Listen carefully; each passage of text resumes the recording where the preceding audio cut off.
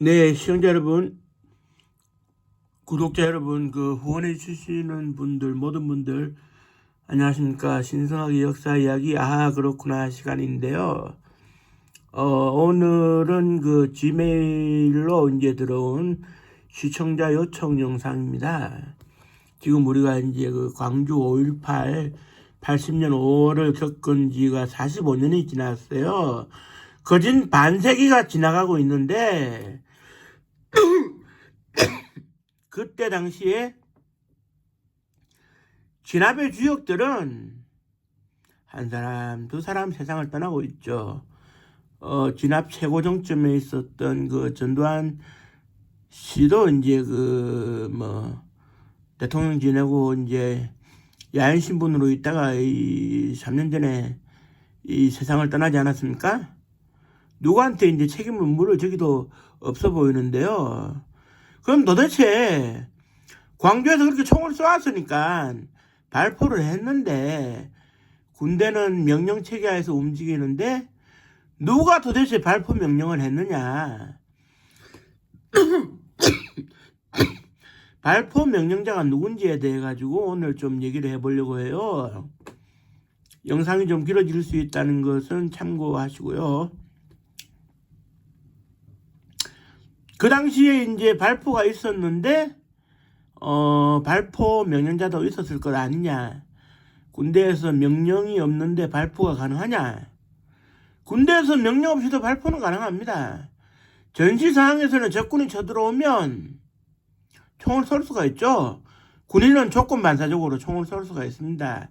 그런데 그때 당시에 적군하고 싸우는 상황도 아닌데 발포가 있었으면 그거는 발포 명령 없이는 총을 쐈다 이러면 문제가 되는 것이 아닌가 이렇게 얘기가 되어지고 있는 가운데 저는 발포 명령자가 없었을 가능성에 주안점을 두고 이거 연구를 좀 오랫동안 했어요. 그게 이제 무슨 얘기냐면 단편적으로 발포 명령자가 없다고 딱 잘라 얘기는 못합니다. 왜냐하면 5월 21일 날 오후 1시 무렵인가요? 13시 무렵인가요? 전남도청 앞에 모여있던 시민들 시위대를 12공수여단이었나요? 그때 나경택 기자라고 있어요. 전남매일의 사진 기자였던 나경택 기자가 계엄군 쪽에 있다가 기자로서 보호를 받고 있다가 차 암흑의 대위라고 있었는데 통신병한테 발포 명령 떨어졌냐고 물어봅니다. 아직 안 떨어졌습니다. 그러다가 한 10분 지났는데 차대위한테 중대장님 발포 명령입니다. 통신병이. 그래서 그때부터 발포가 이루어지긴 이루어졌어요. 그러면 누군가가 현장에 발포를 해도 좋다는 명령을 내린 것 같은데 이거 하나만 단편적으로 봐가지고 발포 명령자가 누가 있었다라고 특정하기가 사실 쉽지 않은 것이 누구한테 면죄부를 주고자 이 영상을 만드는 것도 아니고 제 얘기를 끝까지 들어주시기 바랍니다. 애시당초 5월 17일 날 그러니까 5월 17일에서 5월 18일 넘어가는 00시 01분부터 비상계엄이 전국으로 확대가 되었어요. 그렇지만 비상계엄이 전국으로 확대가 되고 군병력이 출동하면 이미 늦다라고 생각한 전두환 보안사령관 겸 계엄사령부의 합동사본부장은 자기가 우겨가지고 어떻게 되느냐 5월 17일 날 자정을 기해서 5월 18일 날이 밝아오는 시간을 기해서 계엄이 선포될 거라는 것을 계엄이 확대 전환 선포될 것이라는 것을 감을 잡고 어떻게 되느냐 5월 17일 날 저녁부터 이미 계엄군을 전국 요소 대도시에 이동하라고 지시를 했어요. 그러면은 어떻게 되느냐 계엄이 이제 확대 전환 선포되는 상황에서 계엄군은 그 자리에서 활동을 하면 되는 겁니다. 이건 불법이죠. 불법인데 전두환 장군이 그 당시에 불법 합법을 가리는 사람이 아니었기 때문에 자기 마음대로 한 건데, 그런데 이제 주로 공수여단을 투입을 시켰는데 가라고 하니까 그냥 간 겁니다. 그때 당시에 7공수여단 저기 전북 금마에 있는, 지금은 아마 행정구역상으로 그 어디냐 저기 그 충청남도로 넘어갔을 겁니다. 그런데 그 전북 금마에 있는 7공수여단, 신우식 준장이 이끌던 7공수여단이 어떻게 되느냐, 1개 대대가 여단에 남아있고 4개 대대를 2개 대대로 나눠가지고 2개 대대는 충청남도 대전시로 가도록 했어요. 거기는 참모장이 이끌도록 하고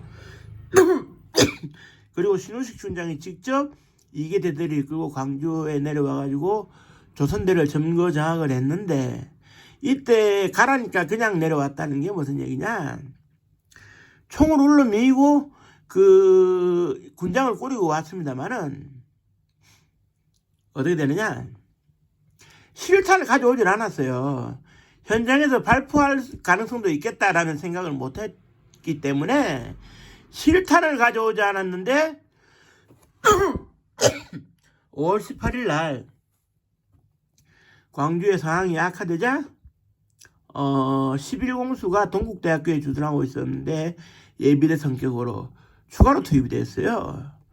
그리고 이제 12공수만 가지고도 안 되겠다, 불안하다, 전두환 장군이 어거지로 3공수 여단을 더 투입을 시켰거든요. 그런데 11공수 여단이 증파되는 그 상황 속에서 어떻게 되느냐, 처음으로 실탄을 가지고 간 겁니다. 그러면 어떻게 되느냐, 광주에서는 발포를 할 수도 있다, 실탄을 가져갔으니 발포를 할 수도 있다, 이 얘기 아닙니까? 뭐 다른 지역에는 실탄 안 가져갔는데 그리고 뒤따라갔던 3공수 여단도 실탄을 가지고 갔어요. 가지고 갔는데 그때 분위기가 오묘했던 것이 뭐냐면, 3공수 여단이 먼저 내려간 7공수 11공수에게 화를 냅니다. 광주 사람 하나 못 때려잡아가지고 우리가 부마 항쟁을 진압한 이력이 있는데 왜 너희들은 같은 공수여단이 광주 사람을 못 때려잡아가지고 우리까지 내려오게 만드냐, 짜증난다. 그런데 막상 3공수여단도 내려와 보니까 간단한 일이 아니거든요. 야, 이거 기가 차는 겁니다, 최대창 준장이. 그래 이제 최대창 준장이 그때 어떻게 지시를 내렸냐면, 발포 명령이 있기 전에는 사격을 하면 안 되겠지만 중대장들이 실탄을 통제할 수 있도록 해라. 그런데요, 5월 21일 날 어떻게 되느냐, 도청 앞에 집단 발포가 있기 전에 5월 21일 날 광주로 통하던 신역이 있었어요. 그 호남선 신역이 있었는데 그 신역에 3공수 여단 소대병력, 중대병력이 배치가 됐을 겁니다. 신역을 지켜야 되니까, 군인들이 왔다 갔다 하는 통로니까. 그런데 거기를 시민들이 몰려와가지고 계엄군들을 몰아내겠다 이러니까 어떻게 되느냐, 거기서 안타까운 일이 벌어집니다. 병사들이 겁을 먹고 대항은 해야 되겠는데 상부의 지시는 없지, 광주 신역은 무조건 사수하라 그러지. 그러니까 그나마 정신을 차린 병사들이 우리는 총도 휴대하고 있지만 실탄도 지급받은 거 아니냐, M16 소총으로 쏘면서 시민들을 진압하는 수밖에 없겠다, 애낀 모르겠다, 총을 쏴버렸어요. 그래서 병사들이 자의적으로 총을 쏘게 되니까 2명이 사망을 당하게 되고, 그 2명의 시신을 시민들이 이끌고 그 다음날 광주 도청 앞 그 금남로로 이제 나가게 되는데요. 이 보고가 전해지자 전두환 보안사령관이나 정호영 특전사령관도 당황하면서도 다른 생각을 합니다. 어떤 생각을 하느냐면, 이거 잘됐다, 하부에서 발표를 했다면 까짓 뭐 어차피 영 안 되면 발표해야 되는 상황이었는데 잘 되지 않았느냐. 왜냐, 자기들이 차후에 발포 명령을 내리면 언젠가 권력이 뒤바뀌고 자기들에게 책임을 물으려고 하는 세력이 등장하게 될 때, 당신이 왜 발포 명령 내리냐고 책임 추궁하면 사형을 당할 수 있는 문제입니다, 이건. 그런데 이때 전두환 장군은 어떤 생각을 했느냐, 병사들이 자발적으로 먼저 발표를 했으니 막힌 속이 확 뚫리는 느낌, 뚫어 하는 느낌으로, 이게 무슨 얘기냐, 군인에게는 계엄하에서 자위권이라는 게 있어요.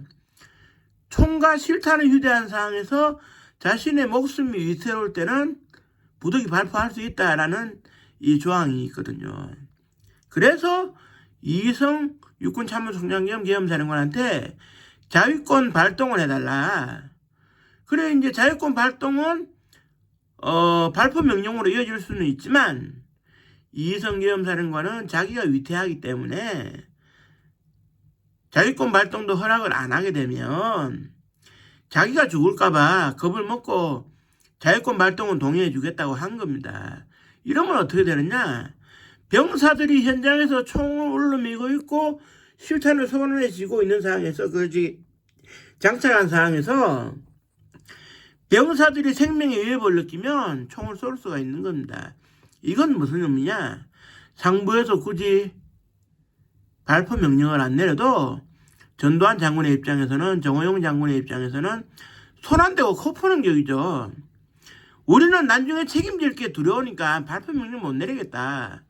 대신에 너희들이 판단해서 신나게 총을 쏘아서라도 진압 좀 해달라. 단 이렇게 되면 어떤 문제가 발생하느냐? 먼 훗날 발포 명령의 주체를 찾게 될 때 자위권 발동으로 가름해버리면 총을 각자 쏜 병사들에게 책임을 물을 수가 있는 겁니다. 그 상황이 총을 쏘아서 진압해야 할 상황이었는지 묻게 되는 겁니다. 그러니까 전두환 장군이나 정호영 장군은 실탄 발포를 해서라도 강하게 시민들을 진압은 해야 되겠지만 실탄 발포는 너희들 알아서 좀 해달라. 그리고 먼 훗날 책임을 질 일이 있으면 그 책임도 너희들이 좀 지면 어떻게 했느냐. 내가 임마 집권을 앞두고 있는데 피를 묻혀 썩어서 이 사람들아 병사들을 사질러 내모는 거죠. 그리고는 지금도 발포 명령의 책임이 없으니까 그냥 넘어가는 상황인데 지금 발포 명령자를 찾게 되면 아마도 못 찾을 겁니다. 전두환 장군은 강압적으로 밀어붙였어요. 병사들이 신나게 자위권으로 발포를 해서 시민들을 제압하고 먼 훗날 책임질 일 있으면 병사들이 져라. 이거는 최고 명령권자로서 할 일이 아닌 거죠. 전두환 씨가 그때 당시에 최고 명령권자였다는 사실이 곳곳 문서에서 드러나는데 전두환 씨는 책임 회피에 급급했어요. 정호영 특전사령관도 병사들에게 일임하고 책임 회피에 급급했어요. 책임 안 지려고. 책임을 지게 되면 사형일 수도 있는데 얼마나 비겁한 겁니까? 그러니까 외상후 스트레스 장애 같은 이런 트라우마는 병사들에게 다 지우기로 한 겁니다. 병사들이 알아서 쐈다. 물론 애초에 실탄을 안 가지고 갔으면 어땠을까 하는 생각도 드는데 그러기에는 발포를 하긴 해야 되니까 실탄은 가지고 가라. 그건 육군본부의 지침일 수도 있고 전두환 장군의 독자적인 판단일 수도 있는데 전두환 장군이야 광주 30만 명 다 쓸어버려도 좋다는 생각을 했겠죠. 실제로 그 시위 진압에 13,000발 정도가 실탄이 소모된 게 기록상으로 드러났으니까 병사들이 조금만 겁을 먹으면 막 총을 쏴버린 거예요. 추가로 투입된 24단 60년대 61년도도 마찬가지고. 그러니까 어떻게 되겠습니까?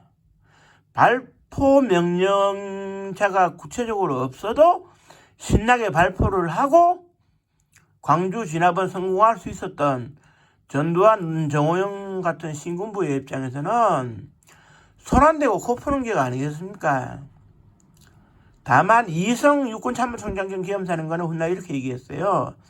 나는 자위권 발동에 동의는 해줬지만 그 자체가 발포 명령으로 해석해서는 안 된다. 하지만 자위권 이꼬르 발포 명령이라는 거는 누구나 다 군대 갔다 오면 아는 사실이에요. 그렇지만 그때 당시에 전두환 보안사령관이 실질적인 군 최고 책임자나 다름없던 시절에 이희성 참모총장이 겁이 슬슬 나가지고 눈치나 보기 바쁜데 어떻게 하겠습니까? 지금도 발포 명령자를 찾아봤자 소용이 없을 겁니다. 진압에 책임이 있는 사람들을 처벌하는 거는 있을 수 있을지는 모르겠는데, 발포 명령 내리지 않고도 발포를 마음 놓고 할 수 있는 환경을 만들었기 때문에, 그러니까 45년째 이 문제가 해결도 되지 않고 있고 치유가 안 되고 있는데 참 안타까운 일이죠. 지금도 그 말단 병사들 총을 쏘았던 군인들은 지금 60대 70대가 넘어진 상황에서 상당히 괴로워하는 걸 많이 봤어요. 심지어는 광주 그 5.18 국립묘지에 가서 무릎 꿇고 통곡하면서 살려달라고 애원하는 그런 절절한 모습도 봤고요. 육군사관학교에서 험난한 길이 아닌 안일한 불의 길이 아닌 험난한 정의 길을 택한다고 배운 사람들이 한 행동이 그거예요. 결국 병사들에게 책임을 떠넘기고, 그러니까 이건 잘못된 겁니다. 지금도 그 윤석열 대통령의 계엄 선포 사태로 인해 가지고 상당히 분위기가 좀 이렇게 어수선한데 서로 책임 안 지려고 하지 않습니까? 이게 80년 5월간 뭐가 다를 게 있겠습니까? 이게 대한민국 장군들의 실태고 소위 똥별들의 이런 본 모습이다. 이걸 얘기하지 않을 수가 없어요. 참 안타까운 일이 아닐 수가 없죠. 그리고 광주 사람들이 총을 들었으니까 우리도 총을 쏘겠다. 이것도 좀 아쉬운 거라고 보는 게, 광주 사람들이 총을 든 행위가 자제가 되었으면 좋았겠지만 자제가 되지 못한 상황에서 광주 사람들은 어떻게 하겠습니까? 군인들이 총을 쏘아 되니 광주 사람들이야말로 자위권이, 시민 자위권이 발동될 수도 있는 상황이라고 보는 겁니다. 뭐 광주 사람들 다 죽게 생겼으니 우리가 자위권으로 뭐 총을 지키자, 총을 들어서 지키자. 그래서 뭐 10만 정 정도가 깔렸지만 결국 그 저기 10만 정, 죄송합니다. 5천 정 정도가 깔렸는데요. 실탄 10만 발하고 총이 5천 정 정도가 이제 에만 칼빈이 여기 그 깔렸는데 실제로 거의 대부분 헬스되고, 도청을 장악하고 그 진압작전 때 저항했을 때는 한 150정 정도 있었나? 많지가 않았을 겁니다. 물론 뭐 시민들이 그렇게 이제 무장을 하는 바람에 군에게 더 빌미를 줬다 이런 얘기는 있겠습니다만은, 애시당초에 시위를 진압하기 위해서 발포를 한 사례가 없어요. 그 이전에도 다 그냥 뭐 개머리판으로 두드려 패고 하는 정도였지. 이거는 시위 진압 자체가 정말 그 잘못된 건데, 이제 이 부분에 대해서도 전두환, 노태우를 중심으로 한 그때 군부 세력들이 단죄가 되는 듯 보였는데, 어느 한 사람도 사형 선고를 받은 사람도 없고, 적게는 8개월에서 많게는 뭐 2년 정도 있다가 다 감옥에서 사면됐죠. 정치적인 이유로 사면이 됐는데요. 그렇습니다. 전두환 씨는 국민들에게 사과를 하면서 백담사에 갔다고 하지만 국민들이 사과를 받아들이지 않았는데 그게 무슨 사과입니까? 사과를 했을 때 국민들이 그 사과를 받아들이겠다 하면 그게 진정한 사과지. 국민들이 받아들이지 않은 사과가 뭐가 사과입니까? 자기가 백담사에 가겠다는 핑계만 찾은 것이지. 그래서 오늘 제가 드리고 싶은 얘기 결론은, 5.18 광주는 보시다시피 발포 명령자가 뚜렷하지 않고 실제로 없었을 수 있지만 발포는 신나게 할 수 있는 환경을 전두환 장군이 억지로 만들었다. 그리고 정호영 특전사령관이 옆에서 보조를 했다. 그 얘기를 할 수 있을 것 같아요. 그리고 이성 계엄사령관 겸 육군참모총장은 헛수개비에 불과했다. 이런 안타까운 사실을 제가 연구한 결과를 토대로 말씀드리면서 오늘 길었던 동영상을 마치도록 하겠습니다. 그때 돌아가신 그 광주에 얼마나 돌아가셨을지 알 수는 없지만 많이 돌아가셨을 거로 생각되는데, 돌아가신 모든 분들에게는 그 명복을 빌고요. 언젠가 진실이 확고부동하게 드러나는 날까지 제가 방송을 통해서 알려드릴 예정입니다. 앞으로도 많이 시청해 주시기 바랍니다. 고맙습니다. 감사합니다.